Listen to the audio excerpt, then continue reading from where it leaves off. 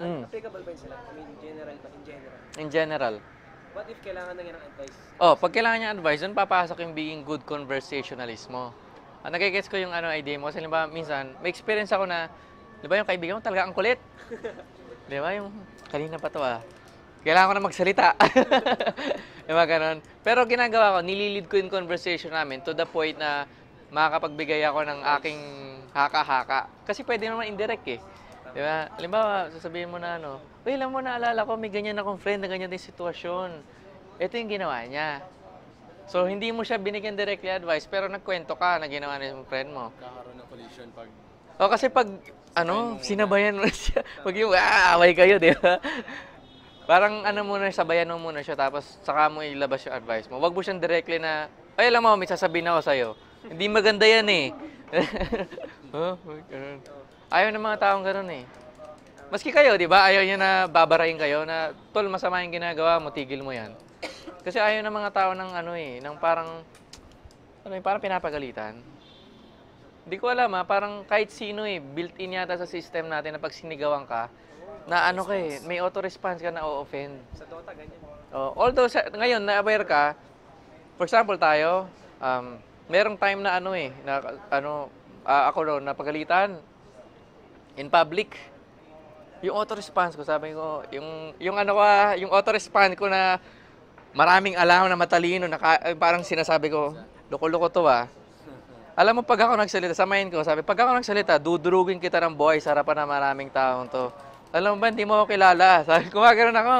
Pero sabi ko, no. Sabi ko, Marco, hindi maganda yan.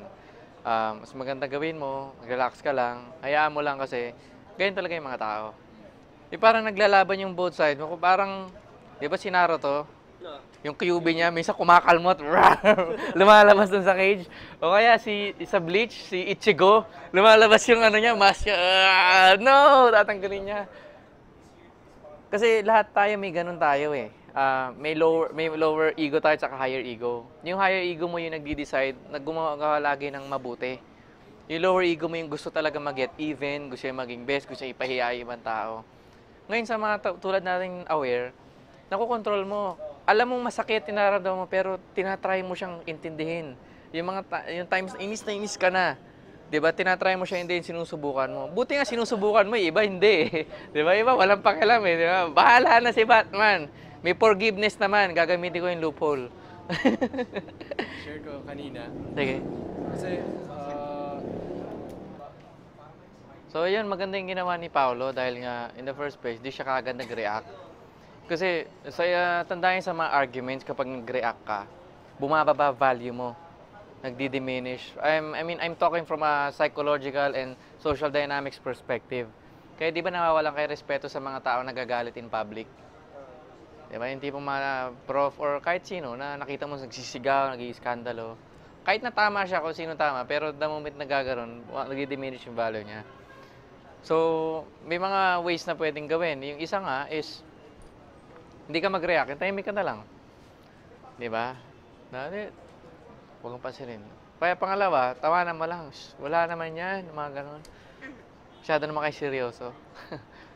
Kasi napansin ko sa mga bagay, lalo na sa mga ganong klaseng mga incidents, pag lalo kang seryoso, lalo kang mahirapan makapag-decide at that moment kung anong gagawin mo. So, para ka dapat bata na parang laro na lang yun, isipin mo. And napansin ko yung mga tao talaga nag-excel sa influence, persuasion, seduction, social dynamics. Is yung mga, they treat it as a game. Na hindi sila masyado attached emotionally. Na, okay, paano ko ba ito mag-get over? Kasi pag, pag inisip mo siya as a game, di ba pag game, mag-enjoy ka, paano ko ito sa-solve, di ba? Pero pag yung involved yung emotion, di ba, nahihirapan ka So yun, kahit may nahuli ka, kailan mag-react. Pwede mong i-confront kung gusto mo, pero see to it na if you're going to confront that situation, hindi ka negative. Positive ka pa rin. Diba?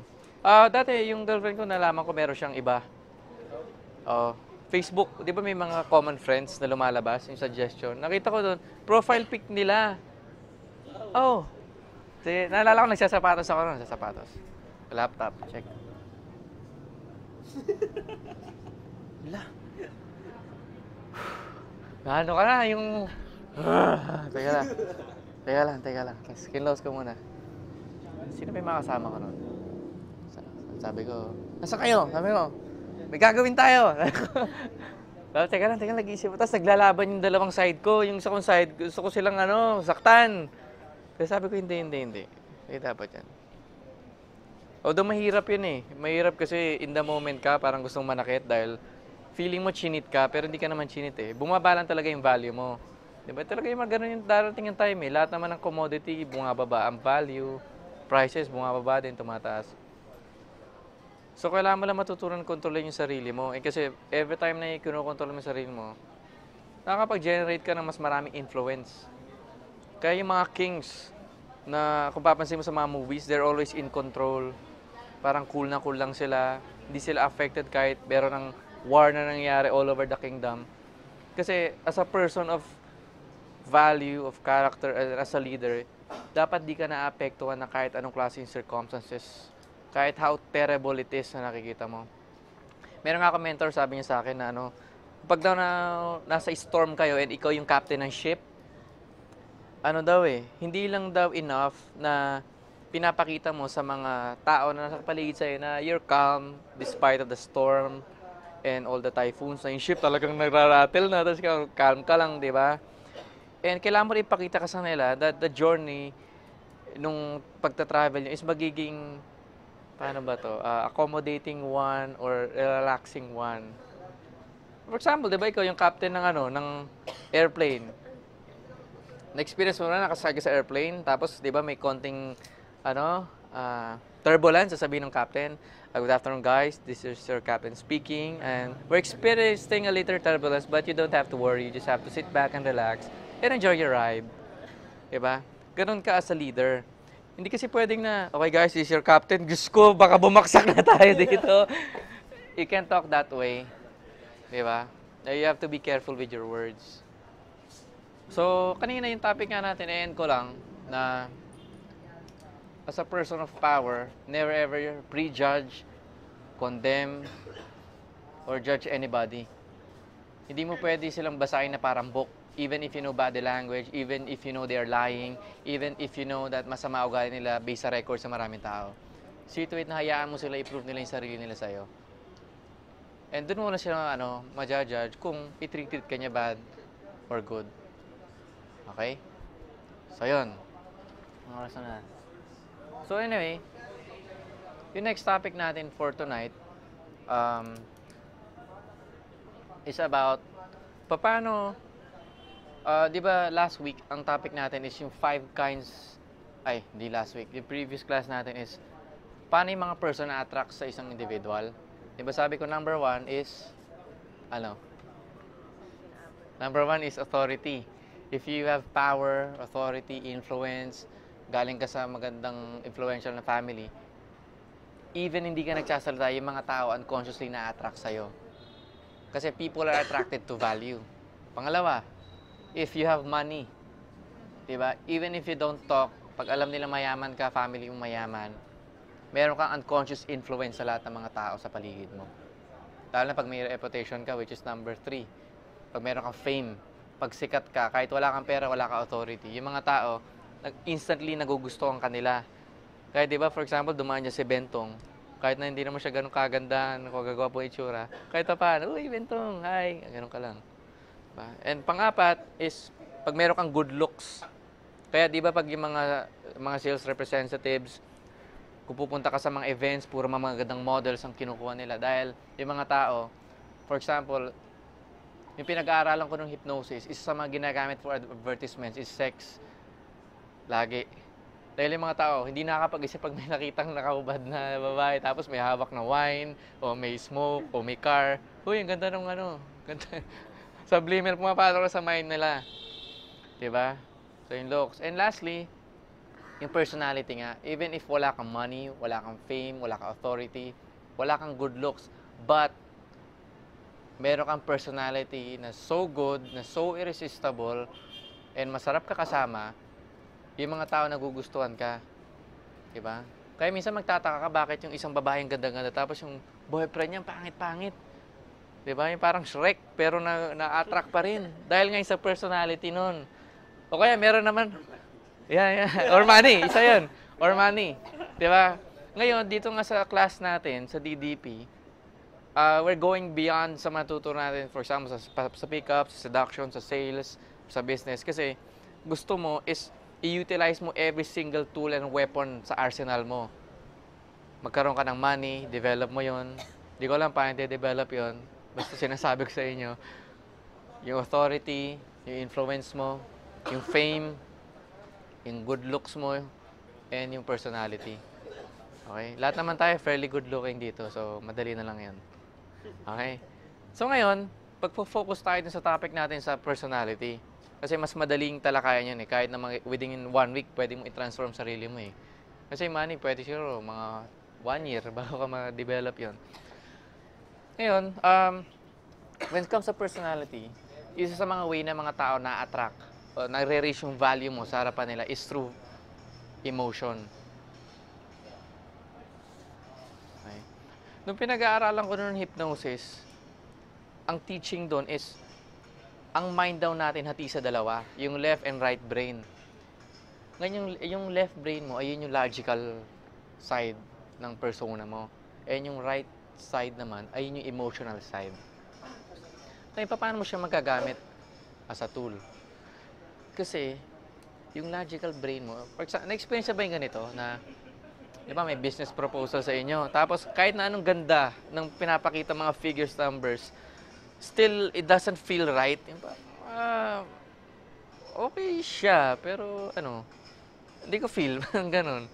Diba? O kaya, may kausap ka sa person, ang ganda-ganda ng base niya, ang ganda ng sasakyan niya, ang ganda ng background niya, resume niya, ang ganda, kung saan siya nang galing, kung saan siya nag-aral. Pero still doesn't feel right. Parang something icky. Diba? Parang hindi mo maintindihan. Hindi mo ma-explain, pero alam mo hindi mo siya gusto kasama. Parang ganon. Kasi yung brain natin is nagfa-function siya in a way na na-overpower lagi ng emotion yung logic. Na-overpower lagi ng emotion logic. Kaya kahit na anong ganda ng logical explanation mo, halimbawa, may kaibigan ako dati, pinakita niya sa akin, tignan mo, may nagaya sa akin date. Pinakita sa akin text, ang sunod, hi, I'm blah blah blah, I'm from Canada, I graduated from this college, I have this business, and I own this one, this is my net worth, and if you would like to date me next week, it would be nice, blah blah blah. So talagang ginastify niya lahat ng, kumbaga kung papansin mo, ganda ng resume, di ba? Kumbaga buhay na yung pamilya mo, buhay lahat, dahil ang ganda nga. Pero ayaw niya i-date. Ayaw niya i-date. Sabi ko, ba't ganun? Tapos sabi ko, kung papansinin mo, ako kasama ko, wala naman ako mga sinasabi, ba't ako kasama mo? Sabi niya nga yung emotion yun. Diba? Tandaan nyo guys, sa mga tao, the moment na nakuha mo yung emotion nila, yung logical mind nila, nawawala, nababypass. Sa hypnosis, merong 3 steps para ang isang tao ma-hypnotize. Ba't ka ba sinasabi to? Tuloy lang. First, get their attention. Second, sinasabi ko to, no? Second, bypass the critical factor or the conscious mind or the thinking mind or the doubting mind. Diba? Thinking, critical, or doubting. Yung mga laging nagda-doubt. Okay? And then, dun mo ipapasok yung gusto mong sabihin, suggestion mo. Ayun yung scientific, pagkaka-breakdown ng hypnosis. Okay? Pero ngayon, paano mo na mababypass yun? Yung critical factor, di ba? Kaya di ba yung mga tao, may kasabihan nga na mas nag-give in sila sa emotions nila, tapos saka nilang i-rationalize. Di ba? Pagtapos na. Kaya di ba, pag halimbawa, lasing yung isang person, di ba? Nag-give in siya sa nararamdaman niya. O kaya pag sobrang enjoy yung isang girl, kahit nahalikan mo, okay lang. Di ba? Kahit tawakan mo yung boobs, okay lang. Lagi kong ginagawa yun eh. Pag halimbawa, papatawanin ko, ha. You just touch my boob. Ay, hindi ko napansin. Okay lang yun, pwede tayo. Pero hindi mo pwede gawin yun kapag yung walang emotional high. Ako, hinahanap ko lang lagi. Pag nakakita ko na, ay, pinabalik kulit mo talaga. Pag ginanon na ako, alam ko ng ano, papabayaan niya na gawin kahit ano. Nalala ko nung packet ako sa escalator. Tapos ang ganda-ganda ng kasama ko. Ano siya Ford model siya. So, tuwan-tuwa ako noon. Kaso lang, hindi ako makapag-chancing. Nag-isip ako ng, alam mo, parang akong bata. Parang maka-chancing dito. Kasi pag ginawa ko yung kamay, ginaganon. Ginawa ko, nag-isip ako ng joke. Parang siguro 3 sunod-sunod na joke, puro knock-knock. Knock-knock. Tapos tumawa siya, Ba't tumatawa siya sa escalator kami sa train? Ang kulit-kulit. Oo nga. Sabi ko. Na-shock siya. Sabi ba't may nawa ko? Ay, nawa ko pa, hindi ko napansin. Naya mo na. Sabi ko. Ang mga tao, kapag na under emotional high sila, hinahayaan na nila kung ano man yung nararamdaman nila. Kaya tingnan nyo, pag halimbawa galit yung mga tao, wala na silang pakialam. Kahit awatin mo, di ba? Di ba pag galit yung tao, kahit awatin mo, wala silang pakialam, sasapakin ka pa nila pag inawat ka nila. Kasi emotions nandun. Pag emotions, may kasabihan nga, nagdidilim yung paningin nila. Pag nagdidilim pa, hindi nila kontrolado. Pag hindi nila kontrol, doon sila nagigipin. So ngayon, as a person of influence, paano mo siya ma-apply sa interaction? Okay? Kasi isa sa mga ways na kailangan nyo matutunan is kailangan mo matutunan nga na kontrolin yung emotion ng tao. Parang I sound so manipulative, no? Kontrolin yung emotion ng tao. Pero hindi mo naman siya kinokontrol, di ba? Sa research study na ginawa ng mga neuroscientists, meron silang na-discover na tinatawag nilang mirror neurons na na-inbuilt sa system ng mga tao. So, ano itong mirror neurons na to? Itong mirror neurons na to is, ginagawa niya ganito. Na-experience nyo na ba yung may kaibigan ka, kasama mo siya ngayon, tapos hindi siya nagsasalita, pero nararamdaman mo, mayroon siyang dinadalang mabigat. Na-experience nyo na yun, na, uy, parang okay ka lang. Oh, okay lang. Parang hindi. Ano ba yan? Kwento mo. Ba't mo siya nararamdaman? Wala naman siya sinasabi. Sa body language siya, walang clues, pero nafe-feel mo na may something. Na-experience na yung mga ganon? Yun yung tinatawag na mirror neurons. That's why minsan, kahit di ka magsalita sa mom mo, yung mga mom natin mabilis sa ganyan eh. Alam niya na, uy, okay ka lang. Diba? Okay, lalo na yung mga girls, alam nila pag yung boyfriend nila, meron nararamdaman something. Yung, uy, okay ka lang, ganyan. Hindi ka naman kasali dito. Ibig sabihin, ayan yung mirror neurons, built-in siya. Diba? Kaya, ngayon, paano mo siya gagamitin sa social interaction? Sa NLP, meron silang tinatawag na term na go first principle. Ay, pamilya ba sa NLP? NLP means Neuro-Linguistic Programming. It's using your words, language to reprogram the neurons of the mind. So, ngayon, paano mo siya gagamit sa interaction mo? Simple lang. Kung gusto mo na yung kausap mo ma-relax, dapat ikaw, relax ka lang din. Diba? Kaya di ba pag may mga kausap ka na mga friends mo na cool lang sila, na kahit na may mahulog dyan na bombilya, mabasag, they don't really care. Kaya that's why pag may mga friends kang confidence sa sarili nila, ibig sabihin, may mga friends ako dati na sobrang confidence sa sarili nila dahil nagma-martial arts sila na kahit anong trouble, kaya ko yan. Diba? Ako rin, I feel so secured dahil ganoon yung nila, yung energy or mirror neurons na lumalabas sa kanila. Yung vibe. Even if they don't say na, oh, secured ka sa akin. Alam mo na secured ka. Katabi siya. Nagagets nyo? Kaya di ba nagra-gravitate tayo sa mga alpha male sa group dahil they exude this confidence na parang security na ikaw, uy, parang sarap dito ah. Diba? And then, may mga kasama ka naman na kinakabahan ka lagi pag kasama sila. Parang anytime may babaril sa inyo. Ano to? Yung parang, diba? Dahil nga sila, nag-exude yung mirror neurons, nararamdaman mo rin. So, ibig sabihin, how would you use it sa social dynamics, sa interaction? Ako, madalas ko na-encounter, marami ako mga friends na girls na, sila yung parang, stress, emotional. Yung mga girls kasi emotional eh. So, ginagawa ko lang, pagkasama sila, relax lang ako. Tapos, I see to it na nakikwento ako ng mga bagay na relaxing. 4 years ago, naalala ko noon, meron akong niligawan na girl. Tapos, ka-chat ko siya noon. Tapos, bigla siyang, tinawagan niya ako. Sabi, Marco, may problema ako. Oh, anong problema mo? Kasi blah blah blah, kukwento siya. Okay. So, gagamitin ko yung natutunan ko. Binabasa ko pa yung okay, sabi ko. Naalala mo ba yung time na high school ka, yung sobrang saya-saya mo noon dahil parang wala kang problema? Oo, sabi niya. Saya-saya ko noon. Ano ginagawa mo noon? Tapos kinento niya sa akin ng kinento. Kinento. Lahat ng mga kalokohan nila no high school, kung para siya nagkukult sa mga friends niya. Until nakalimutan na yung problem niya. Nabura na. Dahil nga yung base sa nararamdaman ko and sinasabi ko, kinento ko sa kanya, and siya rin naramdaman niya.